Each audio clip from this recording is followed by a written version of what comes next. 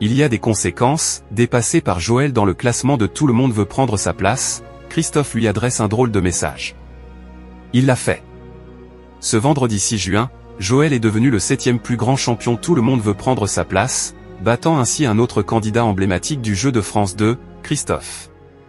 Ce dernier a réagi à cet exploit dans l'émission de Cyril Ferraud.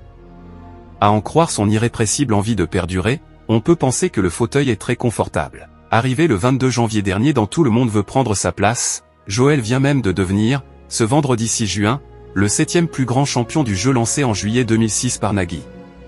Avant de pouvoir célébrer ce nouveau palier symbolique, Joël était ex-aequo avec Christophe, le premier vrai grand champion du format de la 2 en 2010. Ce dernier a d'ailleurs passé une tête dans le jeu ce 6 juin pour féliciter le candidat récurrent de Cyril Ferraud.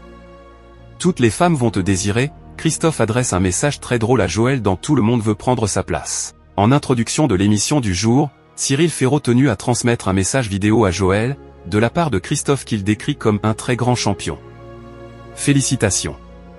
Tu viens d'inscrire ton nom en lettres de feu dans la mythologie de Tout le monde veut prendre sa place, a-t-il débuté ses propos. Connu pour son humour désopilant, Christophe n'a pas trahi sa réputation dans la suite de son message, il y a des conséquences, tu vas perdre tous tes cheveux d'un coup, tu vas te mettre à te parler avec l'accent belge et toutes les femmes vont te désirer, a-t-il enchaîné, plein d'autodérision. Tout le monde veut prendre sa place, Joël s'est déjà incliné à 3 reprises dans le jeu de la 2. Au terme de l'émission du jour, Joël a donc remporté sa 131e victoire dans Tout le monde veut prendre sa place. À cette date, la cagnotte du conducteur de train à la retraite affichait 129 100 €. Déjà battu à 3 reprises tout au long de son parcours, a néanmoins dû débourser 25 000 € pour conserver sa place dans le fauteuil rouge. Sur le moment, j'étais déçu. Mais honnêtement, c'est paradoxal, je suis content d'avoir perdu, nous avait-il confié en mai dernier au cours d'une interview.